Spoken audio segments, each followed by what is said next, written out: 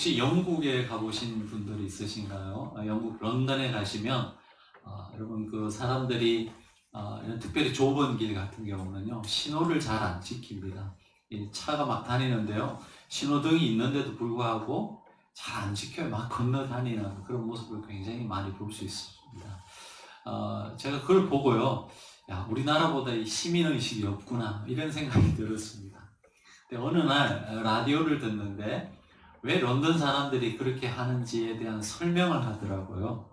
영국 사람들은 원래 찻길이 먼저 있었던 게 아니고 중세시대에 사람만 다니는 길이었다는 거예요. 그러니까 사람이 먼저 다니는 길에 차가 다니기 시작했기 때문에 사람이 우선인 거예요.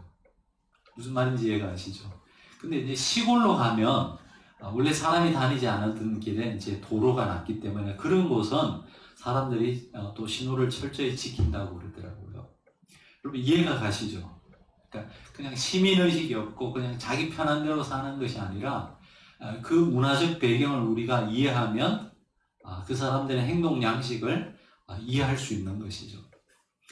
이 이야기를 들으면서 저는 우리 예배 시간이 생각났습니다. 여러분 우리가 하나님에 대해서 잘못 알고 있는 것도 있고 또 오해하고 있는 것들도 있습니다. 이 말씀을 통해서 우리가 읽고 묵상을 할 때 또 설교를 통해서 우리가 말씀을 들을 때 여러분 우리의 이런 마음들이 하나님을 향 잘못 알고 있는 이런 마음들이 수정되기를 원합니다. 그리고 이전에는 알지 못했던 그 하나님의 은혜와 사랑을 더욱더 깊이 알아가는, 그래서 지금의 우리의 삶, 내가 수용할 수 없을 것만 같았던 이 힘든 삶, 어떤 이런 현실들을 우리가 새롭게 해석하고 받아들일 수 있는 그런 예배 시간이 될 수 있었으면 좋겠습니다. 지난주와 똑같은 본문을 가지고 이제 오늘도 말씀을 나누려고 하는데요.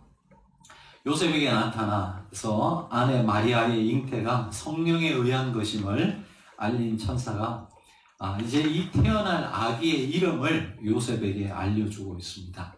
우리 21절을 보시면 아들을 낳으리니 이름을 예수라 하라. 이는 그가 자기 백성을 그들의 죄에서 구원할 자이시니라 하니라. 이렇게 이름을 이제 천사가 알려줬습니다. 여러분 이름 이야기하니까 좀 말씀을 드려야 될 것 같습니다. 요즘 그 손주 이름 짓는 것 때문에 또 가족에 갈등이 있는 가정들도 있더라고요. 들어보니까 손주 이름을 누가 짓느냐? 할아버지가 지어야 된다. 아닙니다. 내가 부모니까 제가 짓겠습니다. 이런 문제로 또 갈등하는 가정들도 있더라고요. 여러분 누가 지어야 됩니까? 이 성경적 근거를 대면요, 부모가 짓는 게 맞는 것 같아요. 여러분 천사가 나타나가지고 예수님의 할아버지 할머니에게 이름을 가르쳐 주지 않았죠. 요셉, 마리아에게 예수님의 이름을 알려주셨습니다. 여러분 이 교육의 1차적인 아마 그 부담은 부모에게 있겠죠. 그래서 아마 그 부모가 짓는 것이 저는 맞다고 생각합니다. 여러분 할아버지 할머님들 이름을 짓지 못하는 것에 대한 서운함을 조금 버리실 수 있었으면 좋겠습니다. 만약에 여러분이 내가 정적으로 저 손주를 맡아서 키우겠다 그러시면 여러분도 하신 말씀이 있으시겠지만, 그렇지 않다면 그 부모, 그 아이를 키우는 1차적인 책임을 갖고 있는 그 부모에게, 여러분 자녀들에게 맡기시는 게 마땅하다, 저는 그렇게 생각합니다. 서운해하지 마시기 바랍니다. 여러분 성경에서 이름은 굉장히 중요합니다. 주의 사자는 마리아를 통해서 태어날 아기가 아들이라면서 이름을 예수라 하라고 전해줬습니다. 여러분 성경에서 이름은 그 사람의 존재와 분리되지 않습니다. 이름은 곧 그 사람의 인격이며 또 동시에 운명입니다. 그래서 이름이 바뀐다는 것은 단순히 이름이 바뀌는 것이 아니고요, 그 사람의 삶, 운명 자체가 바뀐다는 것을 의미하는 것이죠. 그래서 하나님께서 아브라함을 부르셔서 열국의 아비라는 아브라함이라는 이름을 주셨습니다.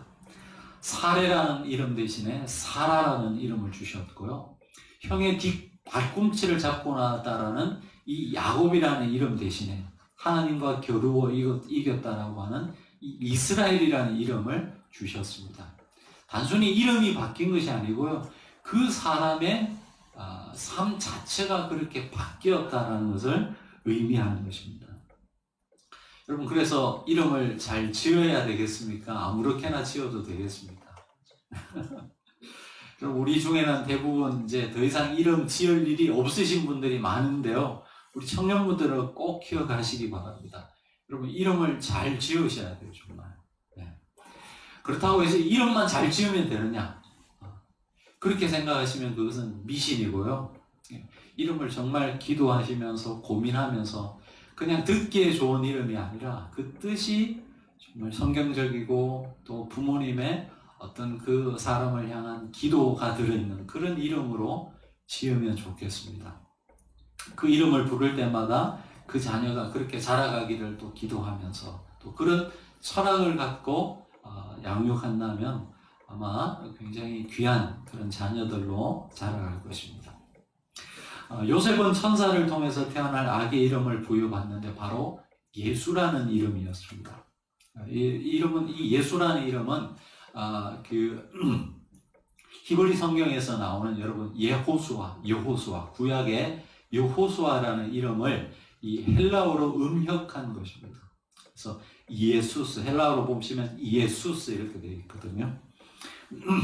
여러분, 이 예수라는 이름 속에는 이 구원자라는 뜻이 있습니다. 하나님은 우리의 구원이시다라는 뜻이 있는데 바로 이 예수라는 이름을 주셨다는 것이죠. 하나님의 구원 역사 속에서 이미 그 예수라는 분이 어떤 삶을 살아갈 것인가에 대한 그 이미 보여주시는 이름이 이 예수라는 이름이었습니다. 마치 여러분 건물의 설계도를 보시면 당장 눈앞에 건물이 보이지 않는다 할지라도 그 설계도를 보면 이 설계도대로 건물이 지어지면 어떻겠다라는 것을 대략적으로 우리가 짐작해 볼 수 있지 않겠습니까? 마치 그런 것처럼 예수님의 이 이름을 우리가 듣는 순간 예수님께서 어떤 삶을 살 것인가에 대한 그런 전체적인 어떤 예수님의 운명, 삶에 대한 이해들을 우리가 가질 수 있는 것이죠. 조금 전 말씀드린 것처럼 예수라는 이름은 구원자라는 뜻이 있습니다. 여러분, 그분은 좋은 스승이다, 훌륭한 멘토다 이런 말과 그분은 나의 구원자다 라고 하는 말은 완전히 다른 말입니다. 여러분에게 예수님은 구원자이십니까? 여러분에게 예수가 구원이시라는 이 말은 어떤 의미가 있습니까? 여러분, 한번 마음속에 한번 물어보시기 바랍니다. 예수님이 나의 구원자시다라고 했을 때 그것이 여러분에게 어떤 의미로 전달되는지요?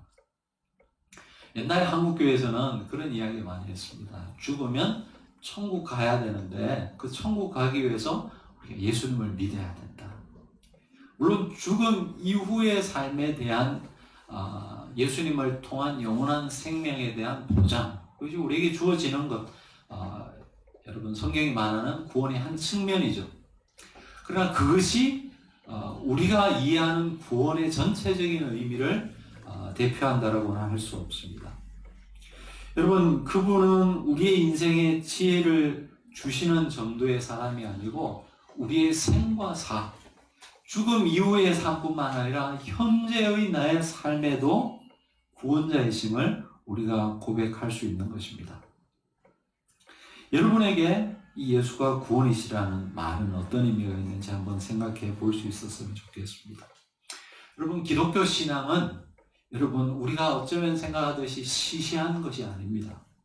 우리는 어릴 적부터 이 구원이라는 말을 너무 자주 들었기 때문에 식상해 하는 것 같아요. 그렇지만 이것은 굉장히 우리에게 중요한 말씀입니다. 그리고 죽음 이후에 우리가 물리적 시간의 긴 연장, 그것을 영생으로 생각하시는 분들도 있는데, 원래 이 영생이라는 단어의 문자적인 의미는요, 오는 세상의 삶이라는 뜻이 있습니다. 즉, 우리가 하나님 나라가 가까이 온다라고 하지 않습니까? 근데 온전히 지금 우리의 삶 가운데 하나님의 나라가 임한 것은 아니죠. 우리 오고 있는 하나님의 나라를 점점 우리가 느끼게 되는데 완전히 임하신 건 아닙니다. 우리의 삶이라는 것은 아직과 이미 사이에서 존재하는 그런 삶이다라고 우리가 정의할 수 있는데요. 오고 있는 하나님의 나라의 삶, 그것을 미리 앞당겨서 이 땅에서 우리가 살아가면서 경험할 수 있는 것, 그것이 우리의 구원의 시작이다라고 볼 수 있는 것 같습니다. 이런 구원은 사람마다 처해 있는 환경에 따라서 많이 다를 것이라고 생각합니다. 여러분, 삶이라는 것이 특별히 이 현대인들에게는 불확실한 그러한 삶이라는 것을 누구나 경험하게 되는 것이죠. 인간은 자기의 삶을 끊임없이 선택해야 되고 그 선택에 대해서 여러분의 삶을 여러분이 책임져야 하는 것입니다. 그래서 불확실하고 모호한 삶 속에서 우리는 대부분 이 불안한 삶을 껴안고 살아가는 것 같습니다. 특별히 현대인들은 더한데요. 옛날 시대는 어떻습니까? 사람이 태어나서 죽을 때까지 대충 이 나이가 되면 어떤 삶을 살 것이다 라는 것에 대한 유추를 할 수 있었습니다. 왜냐하면 사회 자체가 그렇게 급변한 사회가 아니었거든요. 근데 현대사회는 어떻습니까? 한 치 앞을 볼 수가 없습니다. 정말. 그렇다 보니까 이 현대인들이 가지는 삶의 불안은 더 증가하는 것 같습니다. 그래서 그 불안을 대체할 만한 대용품이 필요한 것이죠.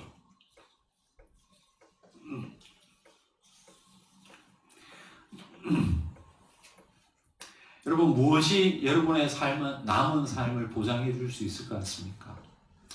현금이 한 100억 정도 있으면 여러분 불안해하지 않을 것 같습니까? 내가 맺는 다양한 이 삶의 관계, 좋은 어떤 백이 있으면 여러분 그런 불안이 없을까요? 인간은 그런 것들이 있다 할지라도 삶의 불안은, 이 실존적 불안은 어떻게 할 수가 없습니다.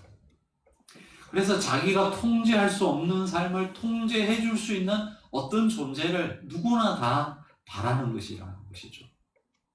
그래서 불안했던 사람들이 만들어내는 것이 무엇이죠? 구약시대에 보시면 바로 이 바벨탑 같은 것들이 바로 그러한 결과물이었습니다. 기독교 신앙이라고 하는 것은 우리가 그렇게 만든 신에게로 내가 가는 것이 아니고 그렇게 불안 속에서 고통받는 인간을 불쌍히 여기셔서 이 땅에 오신 그 하나님에 대한 이야기, 하나님에 대한 그 소식을 우리에게 주신 하나님의 은혜로부터 우리의 삶을 시작된다는 것을 이야기하고 있습니다. 이 하나님을 만날 때 여러분 우리의 이 실존적 불안은 해결될 수 있습니다. 돈이 많아서가 아니에요. 내가 알고 있는 어떤 백이 든든해서가 아니에요.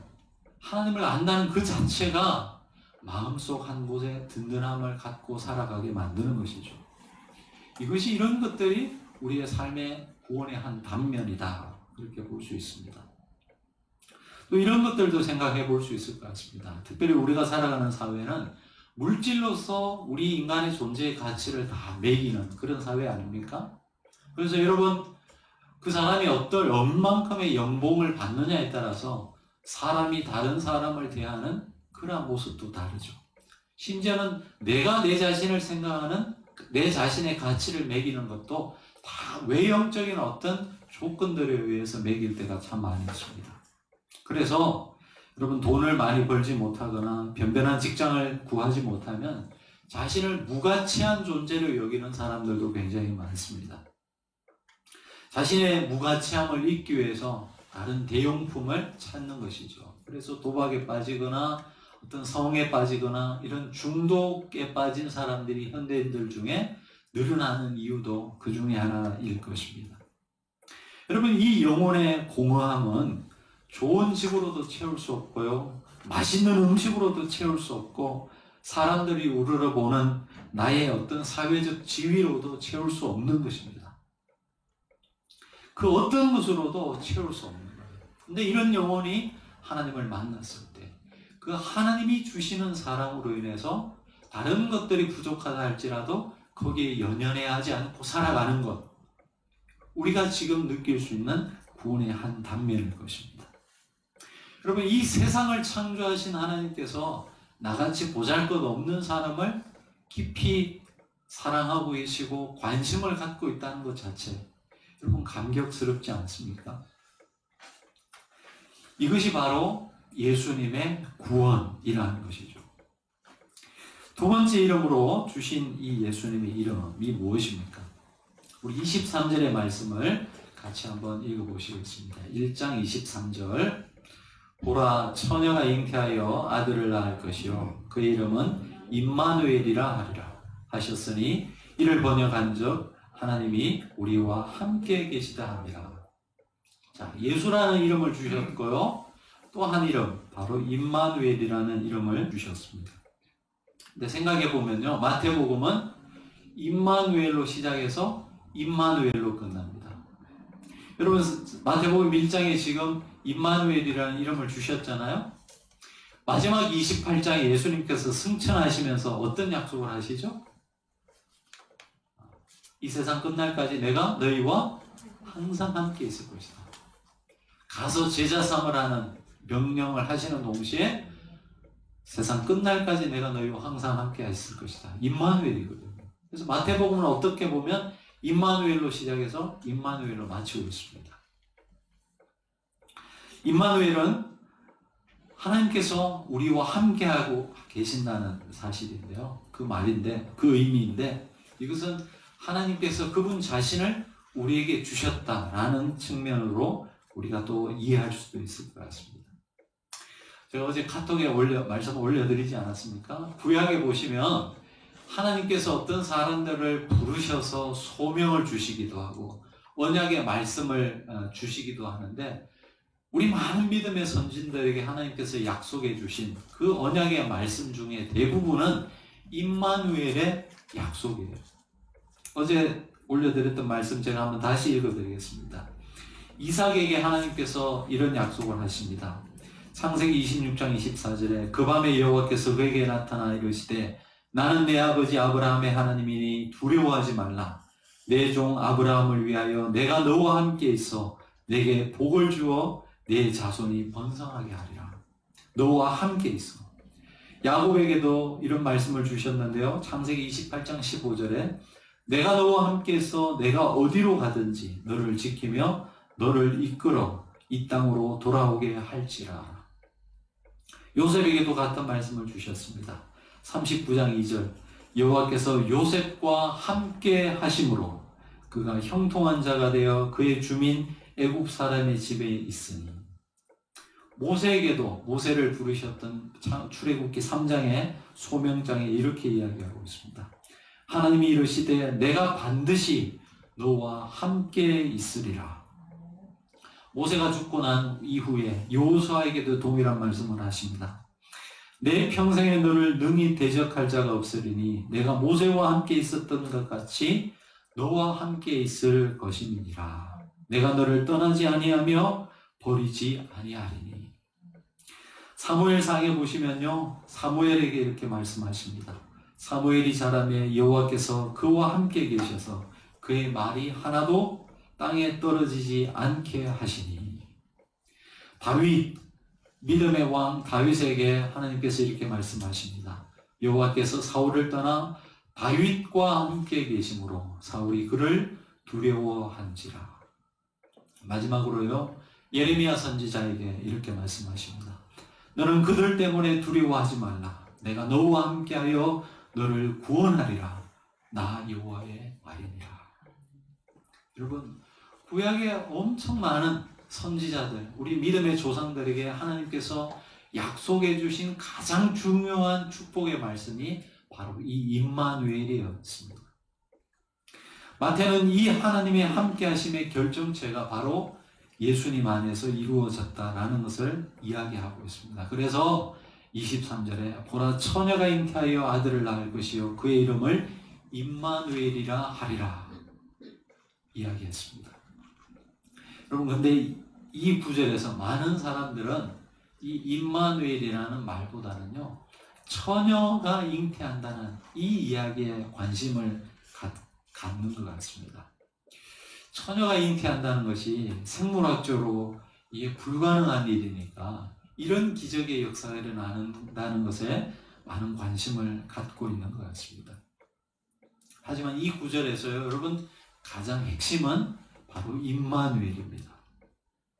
예수님의 그 삶 자체가 하나님께서 우리와 함께 하신다는 것을 보여주는 그러한 결정체이라는 것이죠.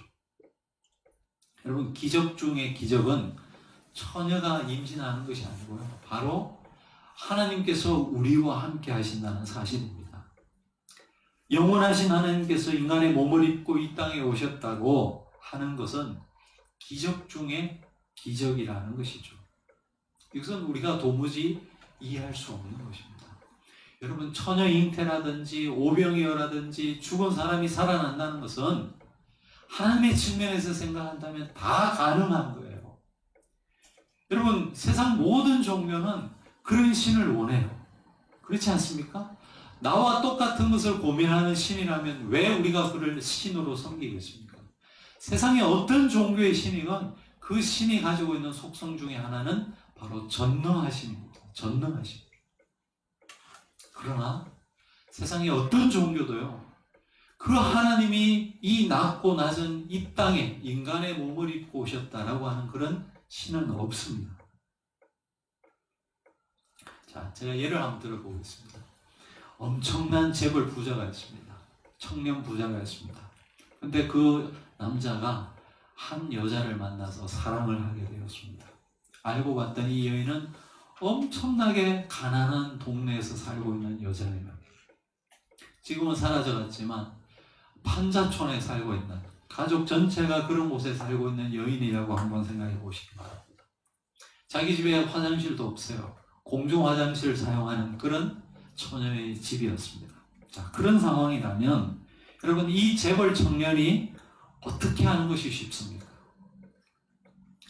아예 좋은 집을, 아파트를 하나 마련해서 그 가족에게 주는 것, 이것이 쉽겠습니까? 아니면은 그 재벌 청년이 아예 그 여인을 사랑해가지고 그 동네로 가서 사는 것이 쉽겠습니까? 여러분, 내가 돈 많은 재벌이라면, 돈이 그냥 평생 써고도 다 못 쓰는 그런 돈을 가지고 있는 사람이라면, 그냥 좋은 아파트 하나 마련해가지고 내가 사랑하는 여인의 그 가족 전체를 그리로 데리고 오는 것이 훨씬 쉽지 않겠어요? 근데 하나님은 그 길을 포기하시고 본인이 그곳에 가서 그들과 함께 살겠다라는 것이에요. 그것이 바로 예수님의 이름 속에 있는 이 임마누엘의 뜻이라는 것입니다. 여러분, 말씀을 맺겠습니다. 여러분, 이 예수라는 말과 임마누엘이라는 말은, 이 이름은 어떤 의미가 있겠습니까? 어떤 관계가 있습니까? 여러분, 사랑해본 경험들이 다 있으실 텐데, 사랑하면, 어떤 대상을 사랑하면 나타나는 공통적인 특징 중에 하나는요, 내가 사랑하는 그 대상과 나를 하나로 본다는 거예요. 그래서 여러분, 자녀가 아플 때 누가 아프라고 한 말도 없었는데 여러분 마음이 아픈 거예요, 그냥. 왜냐? 그 엄마, 아빠의 마음에는 그 사랑하는 자녀가 나의 일부분이거든요. 내가 사랑하는 어떤 배우자가 병들면요, 내 마음도 병들게 되어 있어요. 왜요? 사랑이라는 그런 속성을 가지고 있는 거예요. 내가 사랑하는 대상과 나를 하나로 만들기 때문에 그렇습니다. 여러분, 그 자녀를 향한 그 마음을 아마도 무한대로 누리면 그것이 하나님의 사랑이라고 우리가 이해할 수 있을까요? 하나님은 그런 사랑으로 저와 여러분을 사랑하고 있다는 것입니다. 저와 여러분이 그것을 믿든지 안 믿든지 상관없이 하나님, 그분은 우리를 그 사랑으로 사랑하고 계십니다. 그래서 이 땅에 육신의 몸을 입고 우리와 똑같은 인간이 되신 것입니다. 하나님께서 우리에게 주시는 그 구원은요, 그분의 전능하심으로 그냥 말씀 한마디로 툭 던져진 그 무엇이 아니고요, 바로 이 임마누엘, 성육신의 사랑으로부터 시작된 것입니다. 아예 우리를 사랑해서 인간 몸을 입고 이 땅에 오신 그분의 성육신 임마누엘로부터 시작되었다라는 사실을 여러분 꼭 기억하실 수 있었으면 좋겠습니다. 여러분, 우리가 다른 것 기억하는 것보다 하나님이 이 사랑을 기억한다면 여러분, 우리의 삶을 지금처럼 살지는 않을 겁니다.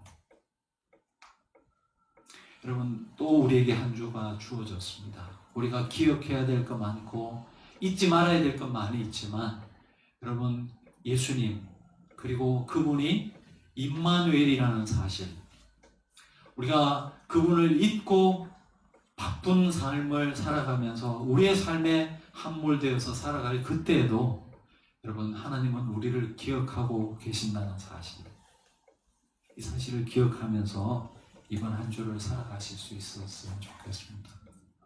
여러분이 좀 부족하고 물질적으로 좀 풍요롭지 못한 삶을 산다 할지라도 여러분, 그것 보지 마시고 내 삶을 하나님께서 사랑해 주셨다는 것을 꼭 기억하시면서 이번 한 주도 승리하는 그런 삶을 살아가실 수 있기를 주의 이름으로 축원합니다. 기도하시겠습니다.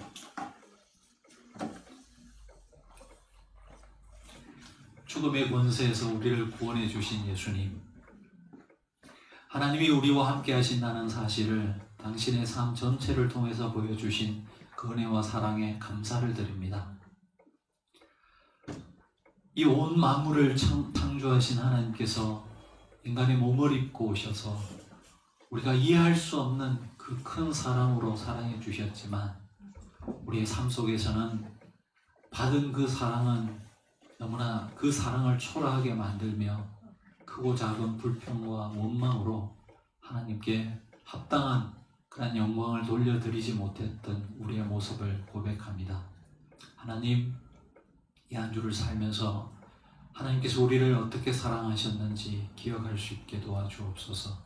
특별히 우리를 사랑하셔서 냄새나고 추한 우리 인생 가운데 오셔서 함께 뒹굴고 우리의 그 아픔을 함께 공감해 주시는 그 하나님의 모습, 그 하나님을 우리가 잊지 않고 살아갈 수 있도록 인도해 주시옵소서.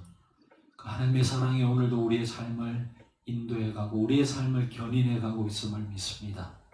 그 사랑이 우리 가운데 흘러넘쳐서 그 사랑에 겨워하는 마음으로, 감사하는 마음으로 이 한 주를 살아갈 수 있도록 인도해 주옵소서.